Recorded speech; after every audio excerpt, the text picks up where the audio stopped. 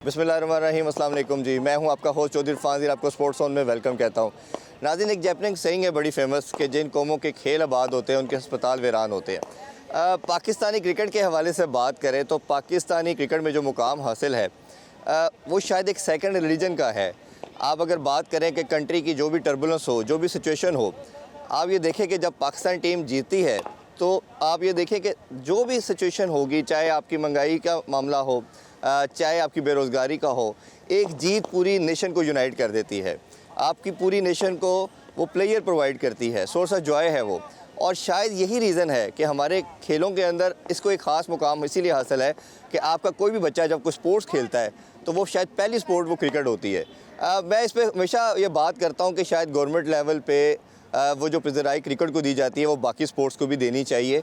वो अनफॉर्चुनेटली नहीं होता, बट जो भी रीज़न समझे कि ये क्रिकेट की जो इम्पोर्टेंस है वो बहुत ज़्यादा है और चैम्पियन ट्रॉफ़ी बहुत करीब है और हम उस पर भी बात करते रहेंगे। लेकिन अगर हम देखें तो टैलेंट का एक ऐसा मसला पाकिस्तान के अंदर ये डिस्कशन में आ रहा है कोई 1-2 साल में जी, पाकिस्तान में शायद उस तरह का नया टैलेंट आ नहीं रहा। ये एक ऐसा पाथवे है क्लब क्रिकेट से, अगर हम बात करें बच्चों को किस तरह आके खेलना स्टार्ट करना है, क्लब क्रिकेट में क्या क्या प्रॉब्लम्स हैं। हमारी आज कोशिश है, ऑब्जेक्टिव भी यही है, कितना टैलेंट पाकिस्तान की सॉइल में मौजूद है और क्या पाथवे बच्चों को ऑप्ट करना चाहिए इंटरनेशनल क्रिकेट में आने के लिए। इस हवाले से हम आज कोशिश करेंगे कि हम बात करें कोचेज़ के साथ और बच्चों के साथ भी ख़ास तौर पे कि वो किस एज से क्रिकेट स्टार्ट कर रहे हैं, क्या क्या प्रॉब्लम्स आती हैं और जिस मुश्किलात के बावजूद वो जब टैलेंट आगे आता है तो यहाँ आगे नहीं आने दिया जाता। उस हवाले से भी आज डिटेल में बात करेंगे, हमारे साथ रहिए।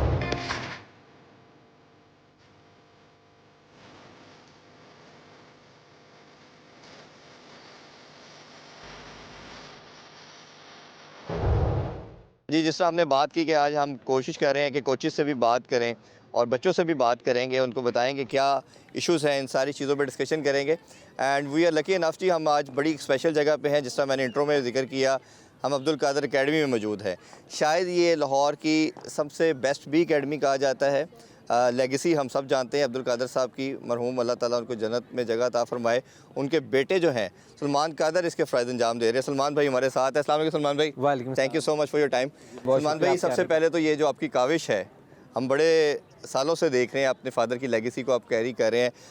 इमेज क्या लेके आए थे, सोच क्या थी कि फ़ादर की लेगेसी को मैंने कैरी करना है, बच्चे प्रोड्यूस करने हैं, क्या सोच थी? देखें, टू बी ऑनेस्ट, एक मेरे पास प्लेटफॉर्म था जब मैंने क्रिकेट, जो मेरा आखिरी सीज़न था क्रिकेट का, सीनियर डिस्ट्रिक्ट में मैंने कोई तकरीबन 450 के एवरेज से रन्स किए, तो बदकिस्मती से लाहौर से सिलेक्ट नहीं हुआ। अच्छा। वही उसी दिन मुझे समझ आ गई थी कि अब मेरा 450 रन्स करने के बाद अगर मेरी टीम में या मैं 40 लड़कों में कंसिडर नहीं हो रहा लाहौर के, तो मुझे क्रिकेट नहीं खेलनी चाहिए मज़ीद। तो फिर मैंने उधर गिव अप करके, और एक प्लेटफॉर्म था, और फिर अल्लाह ताला ने जो है जब इंसान की ड्यूटियां लगाई होती हैं इस दुनिया में, तो मेरा ख्याल है कि उस दिन से भी मैंने कोई 12-13 साल हो गए हैं, अब मैं इसी को ही लेके चल रहा हूँ और मेरी ख्वाहिश है कि अपने फादर की लेगेसी को कैरी करता रहूँ। नहीं, माशाल्लाह, you are doing wonderful job. चलें इसी वाले से उस्मान के वाले से भी थोड़ी बात कर लेते हैं। उस्मान भाई का भी हमने देखा कि रिटायरमेंट की अनाउंसमेंट कर दी, क्या उनको भी यही लगा कि अब शायद जो नई रजीम है या नया जो स्ट्रक्चर है ये उनको नहीं रखना चाहता और उन्होंने ये डिसीजन लिया? देखें, इरफान भी थोड़ा अर्ली डिसीजन है मेरे नज़र में, क्योंकि जिस तरीके से उसने आखिरी 4-8 महीने मेरे साथ मेहनत की एकेडमी में आकर, रेगुलर बहुत मेहनत की थी उसने, और उसने प्रूव भी किया था। जो आपकी पैटर्न ट्रॉफ़ी ग्रेड 2 हुआ था, उसमें 5 मैचों में 34 आउट किए। और एक और चीज़ आपको बताऊं कि बदकिस्मती ये है कि प्लेयर का फॉलोअप नहीं किया जाता। मेरा ख्याल है कि पाकिस्तान क्रिकेट बोर्ड को भी चाहिए कि क्योंकि ये प्रोडक्ट तो पाकिस्तान क्रिकेट बोर्ड का है ना। एक बंदा जब पाकिस्तान टीम से ड्रॉप होता है तो उसका बुनियादी हक होता है कि वो फर्स्ट क्लास में जब वो जाता है, उसकी पहली प्रायोरिटी पे उसी को खिलाना चाहिए, क्योंकि उसको कम बैक करना है। तो उस्मान इसी तरह लाहौर की टीम के साथ रहा और उसको कोई मैच नहीं मिला। आखिरी मैच मिला जो सीज़न का आखिरी मैच था कराची के अगेंस्ट कदाफ़ी स्टेडियम में, उसमें भी उसने पहली इनिंग में 2 आउट किए, दूसरी में 4 आउट किए। गालिबन उसमें सैम अयूब वगैरह सारे खेले, तो उसने सबको आउट किया था। तो वो सीज़न ख़त्म हो गया, 6 विकटें वो और 34 विकटें। फिर जब ये दोबारा पैटर्न्स ट्रॉफ़ी शुरू हुई तो 40 विकटों के साथ वो पाकिस्तान कप में गया। तो उसमें जब वो पाकिस्तान कप में गया तो पहले 2 मैचों में उसकी 4 विकटें हैं। ठीक है, उसे स्टार्ट में उसका अच्छा स्टार्ट नहीं मिला, उधर सबको 85-85 रन बने, 90-90 रन बने सबको, लेकिन उस्मान ने स्टार्ट अच्छा, लेकिन उसने एंड पे बॉलिंग बहुत अच्छी की और उसने मतलब लास्ट ओवर्स में उसको हिट नहीं लगा और बड़ी अच्छी। तो 2 मैचों में उसको नहीं खिलाया गया, उससे वो डिसार्ड हो गया, क्योंकि ऑलरेडी पहले भी एक दफ़ा मैन ऑफ द सीरीज़ भी होके भी वो आगे नहीं खेल सका था। तो उस ये चीज़ें मेरा ख्याल है, फिर मैं ये कहूँगा कि प्रोफेशनल के लिए इतना जल्दी गिव अप नहीं करना चाहिए। उस्मान ने बहुत जल्दी गिव अप कर लिया, जबकि मैंने उसे बोला था कि अप्रैल तक सब्र करो, क्योंकि बहुत क्रिकेटर भी देखें कितने नए लड़के खेल गए। शायद उस्मान भी खेल जाता अगर ये फर्स्ट क्लास खेलता रहता। अभी देखें फर्स्ट क्लास गुजर गई, टाइम गुजर गया। अगर मुझे बड़ी उम्मीद है कि उस्मान ये फर्स्ट क्लास खेलता तो उस्मान टॉप कर जाता, क्योंकि जिस तरीके से वो बॉल। और एक और भी चीज़ यहाँ पर कहूँ, हमारे जितने भी पाकिस्तान के लेजेंड्स अभी आप करंटली कहते हैं कि हम स्पिन के लेजेंड हैं, ठीक है, मुझे अफसोस से ये बात कहना पड़ती है कि आप जिस महफिल में बैठते हैं आप कहते हैं यार उस्मान से अच्छा स्पिन किसी के हाथ में नहीं है। ये सब कहते हैं, ठीक है, सब कहते हैं। अब बात ये है कि कहते हैं बॉल थोड़ा पीछे गिरता है, वो तो अच्छा, लेग ब्रेक बॉलर पे गिरता है। नहीं ठीक है, गिरता है सर। आप कोच किस चीज़ के हैं? आपको चाहिए कि एक बच्चे को पकड़ें, आओ यार लाइन और लेंथ किस तरह ठीक होती है, एक उस्मान खुद के भी कर सकते हैं। एक सेकंड देखें, अब बात ये लाइन और लेंथ रोज़ाना 25-25 20-20 ओवर करे, ठीक हो जाएगी। उस्मान को खुद एज ए प्रोफेशनल भी करना चाहिए, लेकिन जब एक कोच एक बच्चे के साथ है, उसको टूर पर है या नहीं है, उनको एनसी है उधर बुलाएं उसे को, भाई हम खड़े हैं, ये कैमरे तो हमारी जगह लगा लेते हैं, उसके ऊपर कैमरा लगाएं, भी 20 ओवर तुमने करने, ये तुम्हारा टारगेट है। आप पाकिस्तान के लिए काम करें ना, आप प्रोडक्ट, आपको पता है मेरी हमारी अगर फेवरेटिज्म ये चीज़ें देखेंगे कि नहीं यार वो मतलब नहीं यार ये मिसफिट है, ये जो भी है, तो मेरा ख्याल है कि ये ज़्यादती है पाकिस्तान के साथ। भी ज़्यादती हुई है कि एक अच्छा खासा स्पिनर जो आप अच्छा डेवलप कर सकते थे आप नहीं कर सके, और ये बड़ा अनफॉर्चुनेट है। और अभी अच्छा ये चैंपियन कप जैसे T20 भी अब हो रहा है, काफ़ी क्रिकेटर से मेरी बात हुई, दुनिया की मैं सारी एग्जांपल देख रहा था, इंग्लैंड की मैंने देखी, ऑस्ट्रेलिया की मैंने देखी, जब इवन प्लेयर रिटायर भी होता है वो डोमेस्टिक से आउट नहीं होता, वो डोमेस्टिक खेलता है। उसके 2 ऑब्जेक्टिव हैं, एक तो ये है कि वो अपनी क्रिकेट को कंटिन्यू करता है, जो स्किल है सबसे बड़ा ऑब्जेक्टिव, उससे बड़ा ऑब्जेक्टिव ये है कि ये जो बच्चे हैं जब ये आके डोमेस्टिक में खेलते हैं तो उनके साथ जब वो एक्स क्रिकेटर खेलता है, जैसे उस्मान हो गए, किसी का भी नाम ले लें आप, ब्रॉड ने रिटायरमेंट के बाद खेलता रहा, लेस्टर कुक अभी तक खेलता रहा अपने, तो पाकिस्तान ने कैब लगाई अभी रिसेंटली कि 35 साल से अबव एज का बंदा जो है वो आपका डोमेस्टिक नहीं खेल सकती। ये कितना हार्ड डिसीजन है। देखिए इरफान भाई, पाकिस्तान में तो जो कानून है ना वो बनाए जाते हैं वक्त के साथ साथ। अगर आपको मैंने फेवर देने तो आपके लिए मैं कानून बना लूँगा, तो और दूसरी बात ये कमज़ोर के लिए ही इस मुल्क में कानून है, ताकतवर के लिए कोई कानून नहीं है, ठीक है ना। जो कमज़ोर होगा वो इस कानून के शिकंजे में आ जाएगा, ताकतवर तो आता ही नहीं है। तो ये जो जिसको खिलाना होता है उन्होंने उसके लिए रास्ते बना लिए जाते हैं, जिसको नहीं खिलाना आप जो मर्ज़ी कर ले, उसको नहीं खिलाना। आप देखें ना, उस्मान ने अगर रिटायरमेंट अनाउंस की, मेरा नहीं ख्याल किसी ने एक दफ़ा भी उसको फ़ोन करके भी पूछा होगा कि भी हाँ यार आपने क्यों रिटायरमेंट दिया, हो यार हमसे बात तो करो क्यों। दूसरी तरफ जो मेंटोर्स है वो खुद खेल रहे हैं, वो 40 अबव है। हाँ देखें, उसमें भी शोएब भाई खेले हैं टू बी ऑनेस्ट, और चले सैफ़ी तो फिर भी चांस ले रहा है आगे खेलने का, लेकिन शोएब भाई का मुझे खुद से भी नहीं हुआ कि ये वो खेल रहे हैं और एक बच्चा उनकी जगह खेल सकता था। बिल्कुल आप तैयार कर सकते। अच्छा, बच्चों के बारे से थोड़ी सी बात कर रहे हैं और फिर करंट क्रिकेट पे भी थोड़ी सी आपकी ज़रूर राय लेंगे। एक बच्चा, हम भी ओबियसली जब क्रिकेट खेल रहे थे, एक पाथवे का आइडिया नहीं होता कि मैंने कहाँ जाना है, कहाँ क्रिकेट खेलनी है। कई हज़ारों टैलेंट गलियों में खेल के गलियों में ही ख़त्म हो जाता है। थोड़ा सा ये अवेयरनेस के लिए बता दें, क्या पहला बच्चा अगर खेलना चाह रहा है अप्रोप्रिएट एज क्या है, और आने के लिए पहला प्लेटफॉर्म क्या क्लब ही है, क्लब ज्वाइन करना चाहिए उसे? कहीं देखिए इरफान भाई, आजकल एकेडमीज़ और क्लब का इकट्ठे एक ट्रेंड चला हुआ है, तो ये मैं समझता हूँ कि जो बच्चे क्रिकेट खेलना चाहते हैं, 8-9 साल एक अच्छी आइडियल एज है, इसमें आप अपनी क्रिकेट का आगाज़ कर सकते हैं। अपने करीब क्लब में जाएं, बहुत जिधर जो इलाके हैं, मोस्टली हर इलाके के पास कोई ना कोई क्लब कोई ना कोई एकेडमी ज़रूर होती है। आप उधर जाएं, अपना बेसिक्स पे स्टार्ट करें। और दूसरी चीज़, एक चीज़ आपको बोलूँ इरफान भाई, इस प्लेटफॉर्म पे, आपके प्लेटफॉर्म के थ्रू, कि पेरेंट्स को मैं ये ज़रूर कहूँगा कि अपने बच्चों को स्पोर्ट्स में लेकर आएँ। मैं ये नहीं कहूँगा क्रिकेट के शायद मेरा पैशन है क्रिकेट या मेरी अकेडमी है तो मैं ये बोलूँगा। देखिए, अगर एक बच्चा सुबह, हर पेरेंट ने अपने हिसाब से एक अच्छे स्कूल में बच्चे को डाला होता है। जब बच्चा स्कूल 2 बजे तक पढ़ता है, 2 बजे के बाद वो एक अच्छे क्लब में, रिप्यूटेड क्लब में, या उधर के जो इंतज़ामिया को देखते हुए अपने बच्चे को वहाँ भेज दे, एकेडमी में भेज दे। वो 2 बजे से लेकर मगरिब तक एंगेज रहेगा वहाँ पर। जब वो वहाँ पे एंगेज रहने के बाद मगरिब के बाद वो जब घर जाएगा तो उसका तो थोड़ा बहुत स्कूल का काम करने के बाद उसको बेड चाहिए होगा। अगर उस बच्चे की ये 5-6 साल ऐसी रूटीन बन जाए तो मेरा ख़्याल है कि आजकल का मुआशरा जो है, जिसमें आपके ऑनलाइन गेम्स हैं, आपके बहुत सी ऐसी इंटरनेट की चीज़ें हैं, आप अपने बच्चों को बड़ी सी डिवाइसेस से बचा सकते हैं। सोशल मीडिया और के अंदर indulge हो गए अच्छा बच्चे। इंसान बनने में मेरा ख्याल है एक बड़ा अच्छा एक किरदार अदा हो सकता है अगर कोई बंदा स्पोर्ट्स सलमान भाई, आपको भी याद होगा जब हम बड़े हो रहे थे तो उस दौर में या बच्चा एजुकेशन में बड़ा अच्छा था या वो स्पोर्ट्स में बहुत अच्छा, तीसरी कोई ऑप्शन होती नहीं थी। अब अनफॉर्चुनेटली जिस तरह आपने जिक्र किया, बच्चे काफ़ी डेविएट हो गए हैं। तो अभी भी मैंने काफ़ी बच्चों से डिस्कशन की है, बात हम कर रहे थे, ये मोस्टली इस कल्चर में, हमारे कल्चर में अनफॉर्चुनेटली जो बच्चा आता है वो स्पोर्ट्स छोड़ देता है। वो अगर स्पोर्ट्स की तरफ आएगा तो पढ़ाई छोड़ देगा, पढ़ाई की तरफ आएगा स्पोर्ट्स छोड़ देगा। तो ये दोनों का बैलेंस पैदा किस तरह करते हैं? इधर भी बच्चे कह रहे हैं जी हमने पढ़ाई छोड़ दी है, हम क्रिकेट ही खेल रहे हैं। देखिए इरफान भाई, इसमें आउट ऑफ सिटी के जो बच्चे हैं उनके लिए तो ज़रूर मुश्किल है, लेकिन जो लोकल बच्चे आउट ऑफ सिटी वाले भी अगर देखें, ये टाइम मैनेजमेंट की बात है।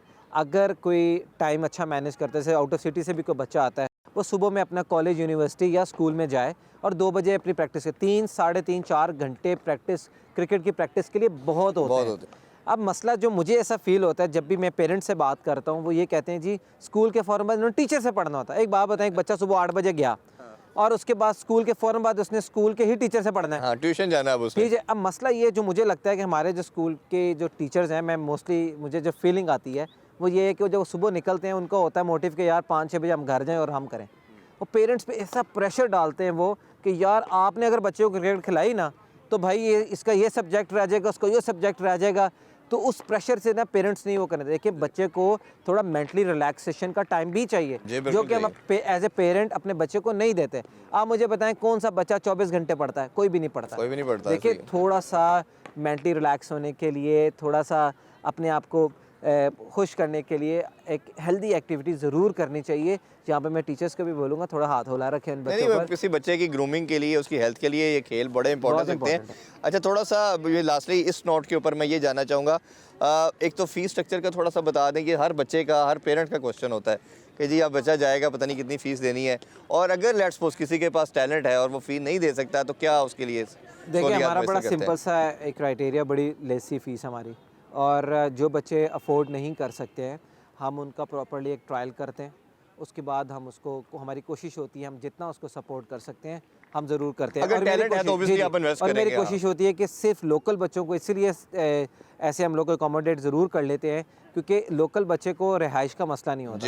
आउट ऑफ सिटी से जो बच्चा आता है ना उसके ऊपर एक एक्स्ट्रा बर्डन रिहाइश का होता है। आपको पता है लाहौर एक एक्सपेंसिव जगह है, खाना पीना, 3 टाइम खाना, रहना बहुत एक्सपेंसिव हो जाता है। तो ऐसे बच्चों से मेरा थोड़ा सा हो जाता है कि यार इस बच्चों को मैं कैसे अकोमोडेट करूँ, वरना मेरी कोशिश होती है कि मैं पेरेंट को, बच्चे को हर तरह से अकोमोडेट करूं ताकि उस बच्चे का कोई ख्वाब ना रह जाए कि यार शायद मेरे पेरेंट जो है वो फ़ी की वजह से नहीं खेल पाए। ये बर्डन आप पे सलमान भाई कितना ज़्यादा होता है? क्योंकि मैं बच्चों को देख रहा हूँ, हर बच्चे के अंदर एक ख्वाब है कि मैं बाबर बनूँ, शहीन बनूँ। ये एक जो माइंड सेट है और पेरेंट्स का जो प्रेशर है इस बच्चे के ऊपर, वो सारे का सारा उन्होंने आपके ऊपर डाल दिया।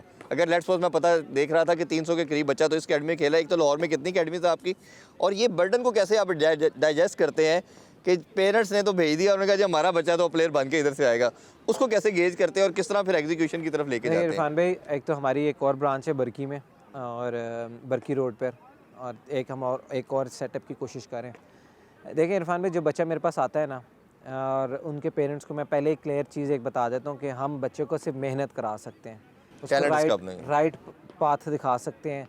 हाँ ये परफॉर्म करेगा, इसके साथ ज़्यादती नहीं होने देंगे, क्योंकि अब जो सिस्टम क्रिकेट बोर्ड ले आया है, मैं इनको क्रेडिट देता हूँ क्योंकि एक डाटाबेस सिस्टम ले आया है। जो बच्चा परफॉर्म करता है वो आता ही आता है आगे, जितना मर्जी आप उसकी लेग पुलिंग कर लें, जो टॉपर बच्चे हैं वो आ जाते हैं। हम पेरेंट्स को पहले कह देते हैं कि भाई हमारा काम है बच्चों को सिखाने की हद तक है।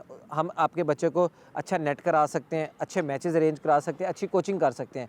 रिज़ल्ट उसने प्रोवाइड करना है, क्योंकि रिज़ल्ट मेरे हाथ में नहीं है। मेरे हाथ में क्या है, ये as management, as a coach उनको बेहतर से बेहतर फैसिलिटीज़, जो कि एक अनफॉर्चुनेटली हमें फैसिलिटीज़ की बहुत ज़्यादा कमी है।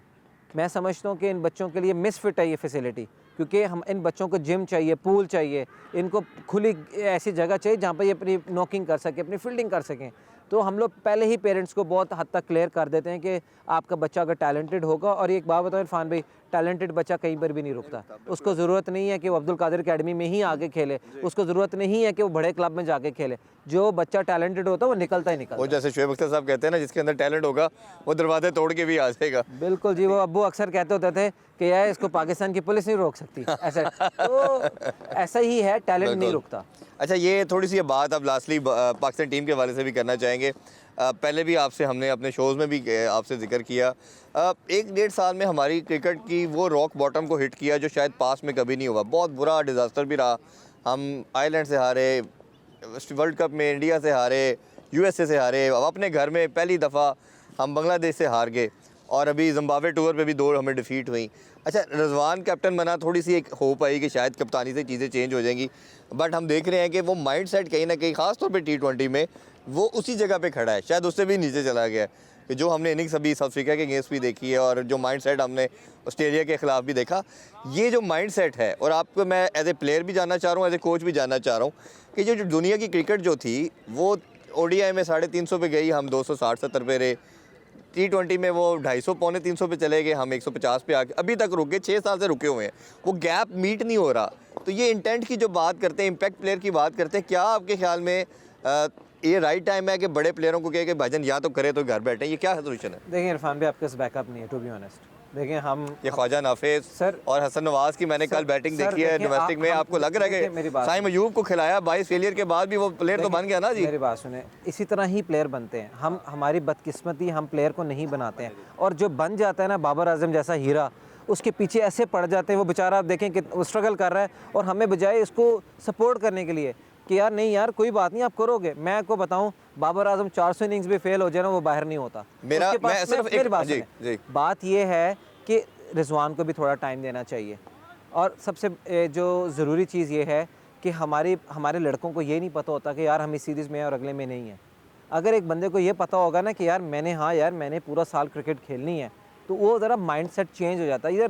इधर अब सैम अयूब का भी ठक्का लगा लेता है वो बाकी टीम को देख के, ठीक है। तो बात यह है कि बहुत सी चीज़ें इंप्रूव होने वाली हैं, लेकिन हमें थोड़ा रिजवान को टाइम देना पड़ेगा, उसकी कप्तानी को टाइम देना पड़ेगा, और बाबर के लिए दुआ करनी पड़ेगी और सपोर्ट करनी पड़ेगी, क्योंकि बाबर ने ही आपकी बैटिंग का जो है ना इतना बेड़ा उठाई मैं सिर्फ रखा। एक आपसे काउंटर क्वेश्चन ये मेरा बनता है, टाइम बाबर को भी 4 साल दिया, कप्तान के तो पहले पार्ट में बात करें, रिजवान को भी देना चाहिए, मैं आपसे 100% एग्री करता हूँ।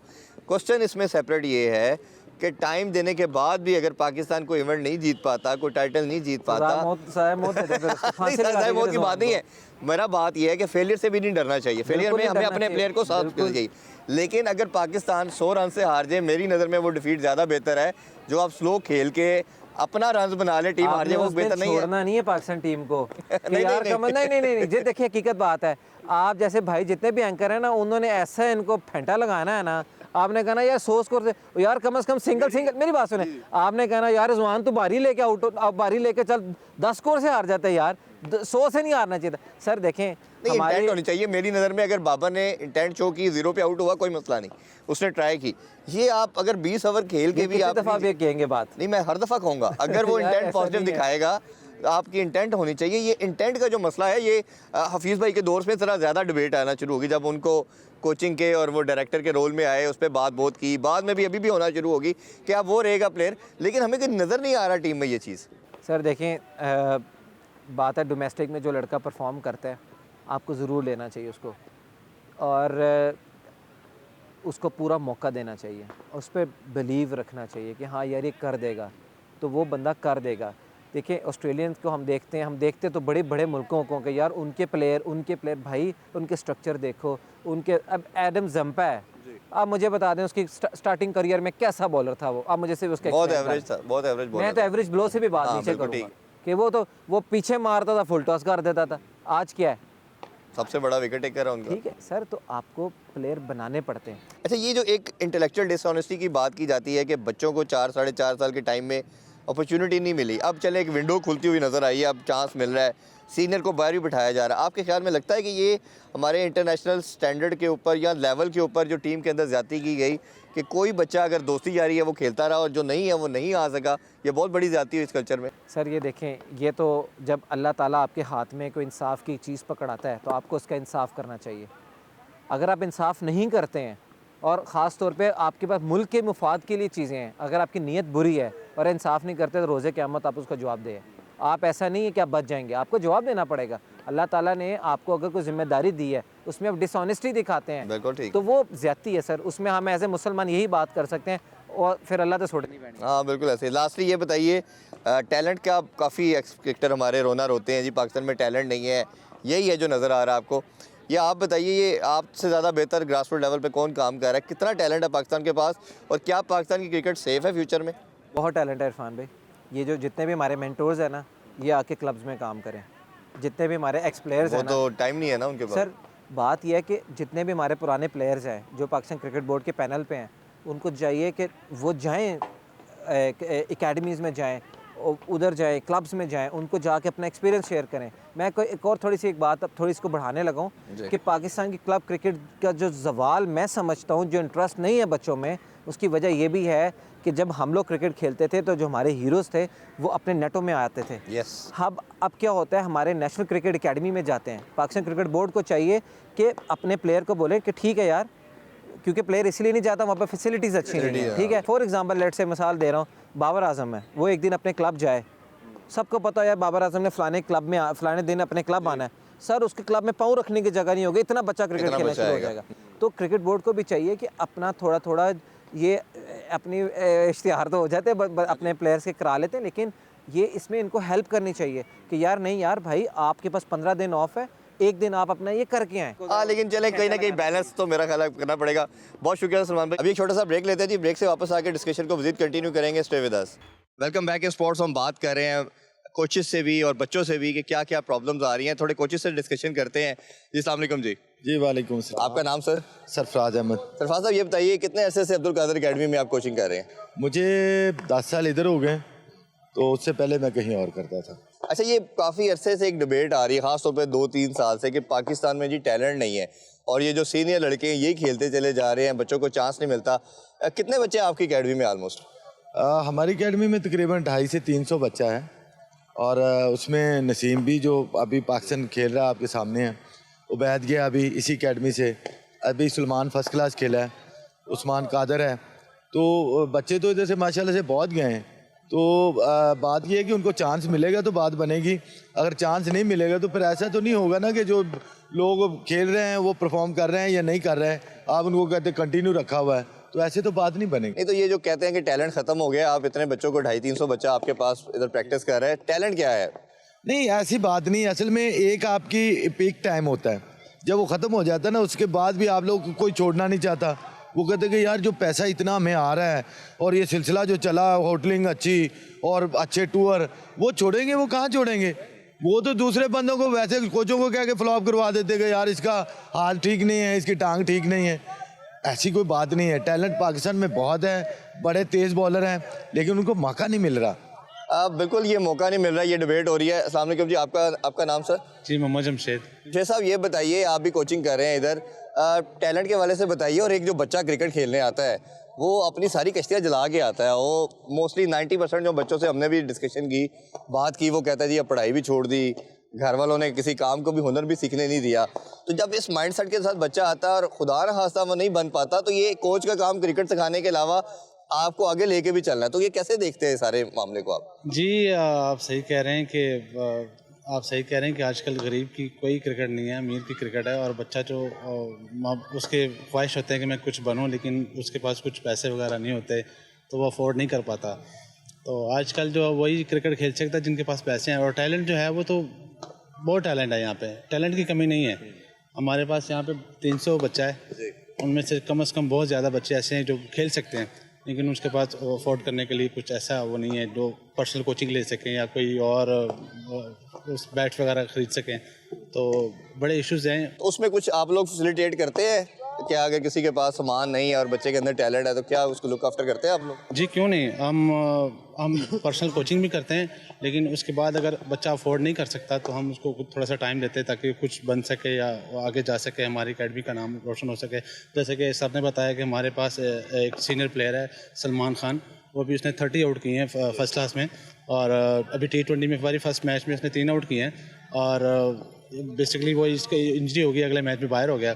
ऐसे हमारे हमाद आसिफ, वो भी अंडर-19 करंटली खेल रहा है। तो ऐसे बड़े लड़के हैं, जैसे कि अभी हसनैन नदीम है, वो पाकिस्तान अंडर-19 ट्रायल में था।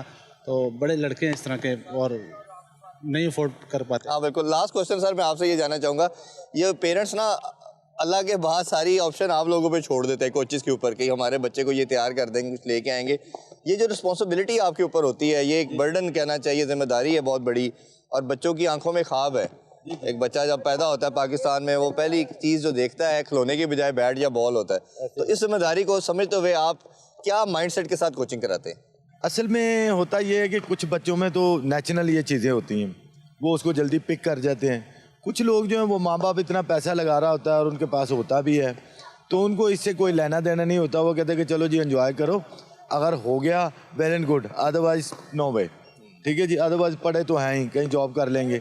कुछ बच्चे जो है ना उन्होंने छोड़ छाड़ के बेचारे को लोर देर से आया हुआ है, क्वेटा से दूर दराज से आके यहाँ हॉस्टलों में ठहरे हुए हैं, और किस तरह से वो मैनेज कर रहे हैं ये आपको यकीन करें, आप देखें, आप हैरान रह जाएं। और मैं सलमान कादर को बड़ा अप्रिशिएट करता हूँ कि जो बच्चे पे नहीं कर सकते वो उनको कहते हैं कि यार मैं इनका सामान की ज़रूरत है, वो भी अगर ये फ़ीस नहीं दे सकते तो उसके लिए भी हम उनके साथ कोऑपरेट करते हैं।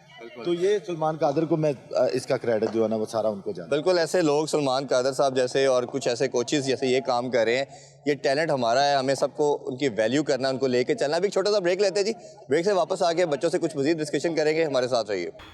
वेलकम बैक जी। हम बात कर रहे थे क्रिकेट के हवाले से और क्लब क्रिकेट के जो मसाइल हैं उस पर डिस्कशन कर रहे थे। हमने कोचेस से बात की, अब हम बात करते हैं बच्चों से कि इनको क्या मुश्किलात हैं और क्या क्या मुश्किलात के बावजूद जब वो क्लब क्रिकेट में आते हैं और पाकिस्तान की टीम तक का जो ट्रैवल है उस जर्नी में क्या प्रॉब्लम फेस करनी पड़ती है, उस पर बात करते हैं। हमारे साथ कुछ बच्चे मौजूद हैं जी। अस्सलाम वालेकुम जी। वालेकुम सलाम सर। जी सर, बताइए आपका क्या नाम है और क्या एज है आपकी? बिस्मिल्लाहिर्रहमानिर्रहीम। मेरा नाम कुर्बान अली है और मेरी एज 15 साल है। अच्छा, तो कहाँ से, लाहौर से बिलोंग करते हैं कहीं और से हैं आप? नहीं, मैं गिलगित बल्तिस्तान से बिलोंग करता हूँ। तो क्या उधर फैसिलिटीज़ नहीं थी जो लाहौर आपको आना पड़ा? इससे एक ये बात है कि पीसीबी गिलगित बल्तिस्तान के लिए ना कोई ट्रायल्स देता है, ना कोई वहाँ पे कोई एकेडमी है और ना कोई स्टेडियम है। वहाँ पे क्रिकेट के कोई भी स्कोप नहीं है। इसी वजह से हम बेसिकली यहाँ क्रिकेट के लिए यहीं पे आते हैं। नहीं तो जो कहा जाता है कि 80% जो अभी नया टैलेंट आ रहा है वो केपी से आ रहा है, तो क्या उधर किसी किस्म का कोई इंफ्रास्ट्रक्चर नहीं है? नहीं, टैलेंट तो अल्हम्दुलिल्लाह गिलगित बल्तिस्तान में जो टैलेंट है मैं समझता हूँ पूरे पाकिस्तान में नहीं होगा, लेकिन वहाँ पे फैसिलिटीज़ नहीं मिलती हैं लड़कों को, लड़कियों को। इसी वजह से फिर वो पीछे रह जाते हैं। नहीं तो उसमें किसी बड़े शहर में आना लाजमी है? अगर किसी और जगह पे पिंडी वगैरह में अगर आप जा सके, आपके वो करीब आता है, तो आपके ख्याल में वो बेहतर नहीं ऑप्शन? बेहतर तो है, लेकिन एकेडमी वहाँ पर अच्छी नहीं होती है। हमारी तलाश अच्छी चीज़ की होती है, तो इसी वजह से हम फिर पैसे तो खर्च करते हैं, गरीब लोग हैं तो फिर पैसे ज़्यादा खर्च होते हैं, लेकिन हम एकेडमी अच्छी चॉइस करते हैं। नहीं तो अगर कोई पैसे नहीं खर्च सकता और अगर आप साथ एजुकेशन भी कर रहे हैं या सिर्फ क्रिकेट ही खेल रहे हैं? नहीं, मैं क्रिकेट ही खेल रहा हूँ। पहले मैं स्कॉलरशिप पे मुल्तान में पढ़ रहा था, मैंने खुसूसी क्रिकेट के लिए मैंने अपनी स्कॉलरशिप छोड़ के मैं तो यहाँ कितने पैसे दे रहे हैं आप? मैं यहाँ पे मंथली 5,000 दे रहा हूँ और फिर मेरी हॉस्टल सारा कुछ मिला के मेरा मंथली 30,000 35,000 तक पहुँच जाता है। तो वो क्या मुश्किल नहीं है पढ़ाई के बगैर और सब कुछ मैनेज करना आपके लिए? मुश्किल तो बहुत है, बस क्रिकेट के लिए अल्लाह करे कामयाब करे, बस इसी वजह। तो कभी सोचा है या घर वालों ने प्रेशर नहीं डाला कि अगर आप क्रिकेट ना खेल सके तो फिर क्या करेंगे? घर वाले तो रोज़ाना कहते हैं कि बेटा पढ़ाई भी साथ रखें, पढ़ाई ना हो तो फिर कोई कोर्स करें, लैंग्वेज, कंप्यूटर। मैं कहता हूँ इंशाल्लाह अल्लाह मुझे इसी में ही कामयाब करेगा, बस उम्मीद है अल्लाह का। जी, आपका क्या नाम है जी? मोहम्मद यकूब बयान। अच्छा, तो आप बताइए आपकी क्या एज है और कितने टाइम से आप क्लब क्रिकेट में अभी आ रहे हैं प्रैक्टिस के लिए? मेरी एज 16 ईयर्स है और मुझे 2 साल हो गए हैं क्रिकेट खेलते हुए। तो आपके ख्याल में जो मुश्किलात की हम बात करते हैं, जो पाथवे अक्सर टैलेंट हम देखते हैं वो खेलना शुरू करता है बट आइडिया नहीं होता क्या करना है, तो ये क्लब आपको उस तरह लेके जाता है, मोटिवेट करता है? बेशक जब हम क्लब क्रिकेट ज्वाइन करते हैं, क्लब क्रिकेट एक पाथ हमें प्रोवाइड करता है उस पर चलने के लिए। बाकी वो हमारे पे डिपेंड करता है हम कितनी मेहनत करते हैं। कोचेस गाइड ज़रूर कर सकते हैं, बाकी एक नसीब है और अल्लाह ताला उसको कामयाब करे जो मेहनत करता है हम जैसों को। बाकी मज़ीद आगे ट्रायल्स एंड फिर रीजन्स आता है जो आप स्टेप बाय स्टेप आगे बढ़ते हैं। ये बताइए आप सब पे फैमिली का कितना प्रेशर होता है कि हर घर में माँ बाप चाहता है अगर तुम खुदा न खास्ता क्रिकेटर ना बने तो क्या करोगे, तो ये प्रेशर कितना आप सब पे आता है कि क्रिकेट खेलते कश्तियाँ जला के आता है क्रिकेटर? मेरा मानना ये है कि क्रिकेटर बनने के लिए और कोई ऑप्शन ऑप्ट नहीं करते। जिस तरह इन्होंने कहा बच्चों ने एजुकेशन छोड़ दी, आई एम श्योर आप लोगों की भी स्टडी डिस्टर्ब हो रही हुई, तो वो सोच के साथ कैसे चलते हैं? बस यही अल्लाह पे यकीन होता है कि इंशाल्लाह मेहनत कर रहे हैं और एक दिन कभी ना कभी निकल जाएंगे। चलें, अल्लाह ताला करे जी आप लोगों के लिए बहुत आसानी हो, अल्लाह ताला कामयाबी दे। अच्छा, एक बात करते हैं आप बच्चों के साथ, एक माइंडसेट में बच्चों का जानना चाह रहा हूँ। एक पाकिस्तानी क्रिकेट जो 2 साल से एक भंवर के अंदर फंसी है, मॉडर्न डे क्रिकेट हम बात करते हैं बड़ी एडवांस हो गई है। T20 में देखें तो टीमें 300 बना रही हैं, हमसे 150 नहीं बन पा रहा। अभी रिसेंटली भी हमने जिम्बाब्वे के अगेंस्ट भी देखा, ऑस्ट्रेलिया के अगेंस्ट, और अभी हम देख रहे हैं साउथ अफ्रीका के अगेंस्ट भी।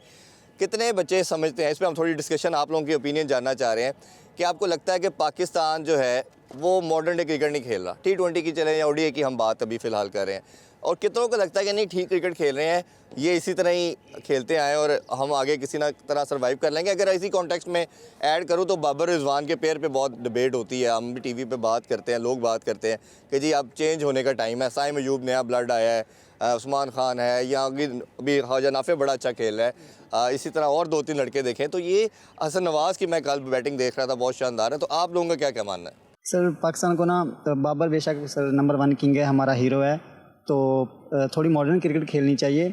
स्लो आप देख लें कि टेस्ट ऑस्ट्रेलिया, न्यूजीलैंड, इंग्लैंड जो टीमें हैं वो टेस्ट को भी सर थोड़ा ना तेज़ खेलती हैं। अब ट्रेविस हेड ने खेला है, उसने 140 बनाए इंडिया के खिलाफ, तो उसने आलमोस्ट 150-60 बॉलर पे बनाए हैं। तो रात को रिजवान ने बहुत थोड़ी स्लो इनिंग खेली है। मैं समझता हूँ कि फ़खर को वापस लाना चाहिए। मोहम्मद हारिस फ्लॉप होता है एक प्लेयर सर, जो सक्सेस है ना वो फेलियर के बाद मिलती है, कोई भी शोबा है ना उसमें सर फ्लॉप इंसान हो जाता है। तो 1-2 परफॉर्मेंस देख के बाहर नहीं करना चाहिए किसी प्लेयर को, उसको आगे लंबा लेके चलो तो फिर भी वो परफॉर्म करता है। 1-2 मैचेस से जज करके किसी को निकाल देना ये गलत बात होती है। किसी को लगता है कि ये ठीक क्रिकेट खेल रहे हैं बाबर रिजवान और इसी तरह खेलने से ये ऐसा आता है? पूरा टाइम आता है, लेकिन इनको भी चाहिए थोड़ा सा अपनी क्रिकेट को अच्छा करें और आगे दूसरे फ्यूचर के स्टार लोगों को आगे आना चाहिए उनको। ये ज़रा नए टैलेंट के हवाले से बताएं, जिस तरह मैंने ख्वाजा नाफे की बात की, एक ब्रांड नज़र आया, साइम अयूब की बात की, 22 फेलियर थे T20 में, लेकिन सब ने सपोर्ट इसलिए किया कि उसमें टैलेंट नज़र आ रहा था, एक उसके अंदर जो इंटेंट की बात करते हैं, इम्पैक्ट की बात करते हैं, वो नज़र आ रही थी। तो आप लोगों को कोचेस कितना कहते हैं, क्या आप ब्रांड ऑफ क्रिकेट की बात करते हैं, रोकने की बात करते हैं, मॉडर्न डे क्रिकेट की बात करते हैं, क्या आपको गाइड करते हैं? सर जो प्लेयर होता है ना सर, वो सिचुएशन के हिसाब से खेलना पड़ता है। अगर आप ओनली डिफेंसिव प्लेयर हैं फिर भी आप कामयाब नहीं हो सकते, और जस्ट आप हिटर हैं फिर भी कामयाब नहीं हो सकते। प्लेयर तीनों फॉर्मेट खेलने के लिए ऑल ओवर होना चाहिए, आपको डिफेंस भी आना चाहिए, आपको हिटिंग भी आनी चाहिए। अगर आप ओनली डिफेंस करते हो तो आप टेस्ट वनडे तो खेल लोगे, लेकिन T20 कैसे खेलेंगे? अगर आप हिट करते हो तो फिर T20 तो खेल लेंगे, लेकिन कुछ सिचुएशन मैचेस कैसे होती है कि 2-3 स्कोर पे 3 आउट हो जाते हैं, वहाँ पर अगर ऑलराउंडर आ जाता है तो वो डिफेंस कैसे करेगा? तो जो प्लेयर होता है ना कंप्लीट प्लेयर सर, वो दोनों काम कर सकता हो, फिर प्लेयर बनता है, वरना प्लेयर नहीं बन सकता। बिल्कुल। अच्छा आप भी बताइए, ये जो मॉडर्न डे क्रिकेट के हवाले से एक मसला चल रहा है, क्या आपको लगता है कि ये ठीक है, पाकिस्तान क्रिकेट की डायरेक्शन ठीक है, या आपको लगता है कि ऑल टुगेदर चेंज करना पड़ेगा? बाबर की बात करें, रिजवान की बहुत डिबेट हो रही है कि इवन दो वो कैप्टन है T20 पे, जिस तरह की इनिंग्स वो खेले हैं लोग उससे काफ़ी मायूस है, आपका क्या ओपिनियन? नहीं, फ़खर ज़मान को इन्हें चांस देना चाहिए, वो बहुत अच्छा हिटर है, एक ही हिटर है हमारे पास, और मोहम्मद हारिस भी काफ़ी दिनों से नहीं नज़र आ रहा है, तो मोहम्मद हारिस को भी चांस देना चाहिए। T20 में तो हिटर ही खिलाने चाहिए, क्योंकि बाबर और रिजवान ODI प्लेयर है, T20 भी अच्छे खेलते हैं, वो बैड लक हो जाता है, तो फ़खर ज़मान को ज़रूर खिलाना चाहिए। अच्छा, कोई बैटिंग के हवाले से हम बात कर रहे हैं और जितने बच्चों से मैंने बात की सबका यही मानना है कि मॉडर्न डे क्रिकेट के लिहाज से अब इन जो हमारे बड़े प्लेयर हैं, लेजेंड्स हैं, इनको भी चेंज करना पड़ेगा।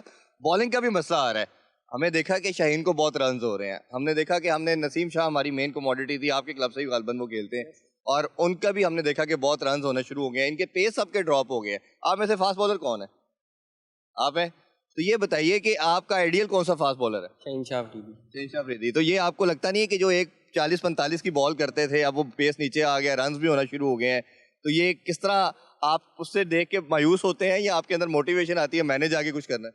मायूसी तो आती है, ठीक है, तो वो अभी कल का मैच में देखा है हमने कि 143 की पेस पे कर रहा था वो बॉल, तो खुशी हुई है। वैसे तो करते थे वो 150 तक करते थे, तो काफ़ी 120 तक आ गए थे वो, तो कल देखकर खुशी हुई है वैसे कि आ गए भाई, अपनी कंडीशन में आ गए हैं, काफ़ी अच्छे खेल रहे हैं।